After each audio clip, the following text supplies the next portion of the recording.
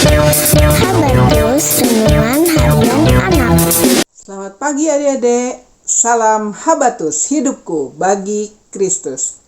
Kita bertemu lagi di hari Senin, di minggu yang baru dengan semangat baru kita belajar firman Tuhan. Mari kita sama-sama berdoa.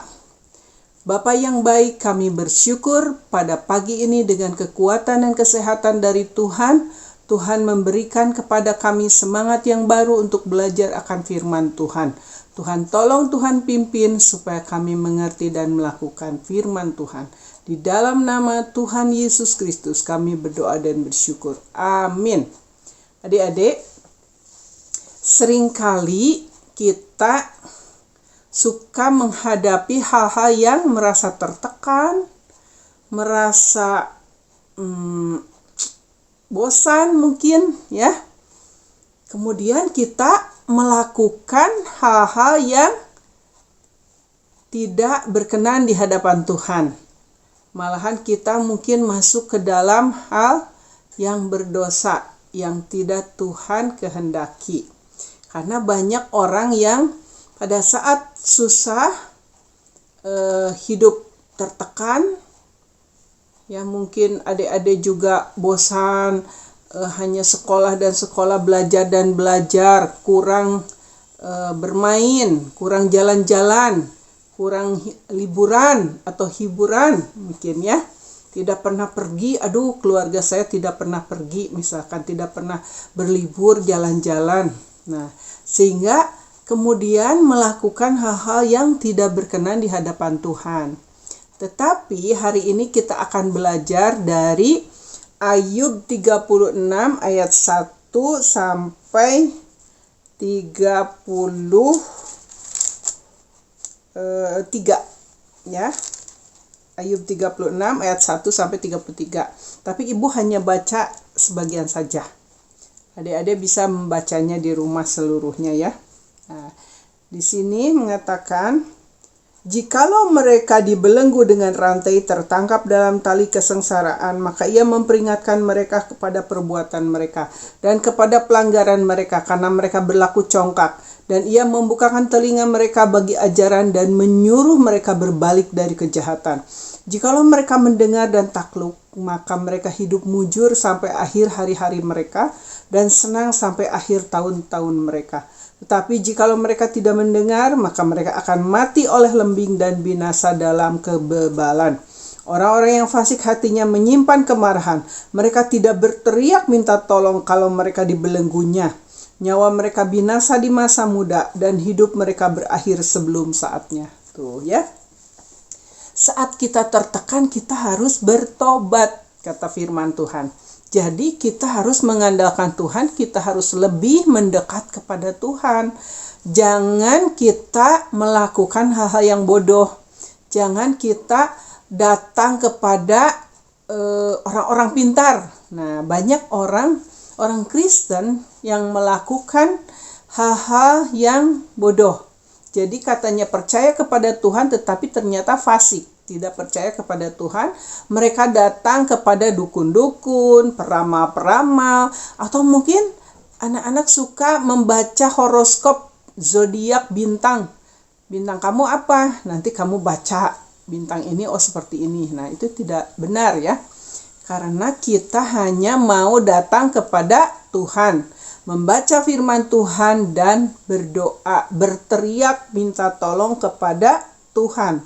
Karena kalau orang yang mendengar kata Tuhan dan takluk, maka mereka hidup mujur sampai akhir-akhir hidup mereka dan senang sampai akhir tahun-tahun mereka. Jadi orang yang mengandalkan Tuhan, pada saat kesesakan, pada saat kesusahan, mereka tidak bunuh diri. Bunuh diri berarti berdosa, putus asa, tidak mengandalkan Tuhan, tidak percaya kepada Tuhan ya. Jadi saat orang Kristen mengalami tekanan, tertekan, kebosanan, dan lain sebagainya, mereka harus datang kepada Tuhan. Ya mungkin anak-anak melakukan puji-pujian, baca firman Tuhan, dengar apa yang firman Tuhan katakan dan lakukan.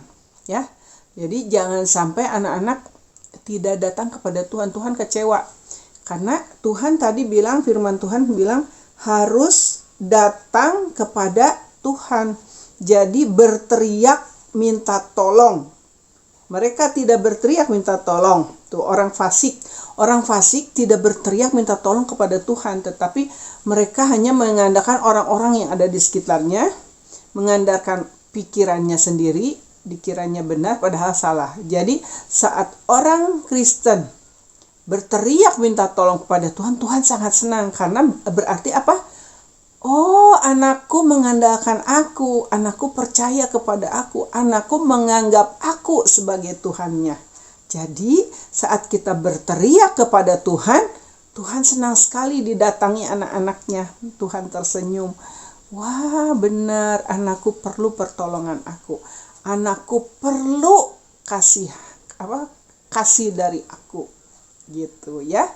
Jadi adik-adik jangan pernah datang kepada orang-orang peramal, ya, dukun apalagi dan sebagainya, atau baca-baca bintang, horoskop ya. Tetapi baca firman Tuhan, datang kepada Tuhan, berteriak minta tolong kepada Tuhan saat adik-adik mengalami tekanan, kesusahan, kesulitan apapun. Karena Tuhanlah yang akan memberikan hari-hari yang mujur, ya, dan tahun-tahun yang baik, yang menyenangkan, kata Tuhan, sehingga kita bisa hidup lebih lama. Ya, kalau orang yang berputus asa kan bunuh diri, perasaan sudah selesai padahal salah, itu akan mempunyai satu masalah lagi. Karena apa? Dia tidak kembali kepada Tuhan, tetapi kembali kepada kemana tuh perginya, ya. Jadi demikian ya adik-adik ya. Ingat ya, saat tertekan datang kepada Tuhan minta tolong dan Tuhan akan menolong kalian. Kita akan berdoa kembali ya, berterima kasih kepada Tuhan untuk hari ini.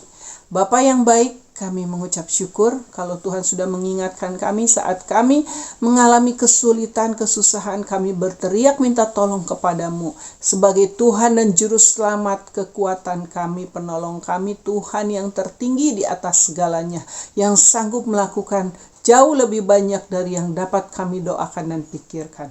Terima kasih Tuhan atas pimpinan dan bimbingan-Mu pada hari ini lewat firman Tuhan. Biarlah kami anak-anak-Mu menjadi anak-anak yang taat dan setia, mengiring Tuhan, menjadikan Tuhan di dalam kehidupan kami.